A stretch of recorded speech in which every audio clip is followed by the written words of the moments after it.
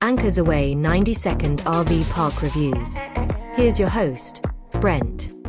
Hey guys, today I'm at Rio Grande Campground in Big Bend National Park in Texas. Now the campground has no hookups at all, so there's no power, no water, no waste, but it does have a dump site on site. There are toilets as well. The campground is split into two areas. One is a no generator area and the other one is a generator area. You can run your generators in the morning from 8 till 11 and then in the evening from 5 to 8. They have the grills and tables like usual. They have lock boxes for food, so if you don't have a hard-sided vehicle, you can lock your food away. They have shelters on a lot of the sites that don't have natural shelter from trees, and the pads are gravel.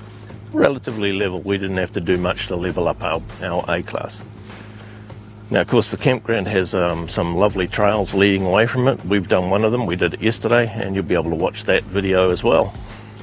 All right, guys, that's our review of Rio Grande Campground. See you next time. Thanks for watching Anchors Away RV park reviews. See you next time. Oh, you're still here. You might like one of these videos next.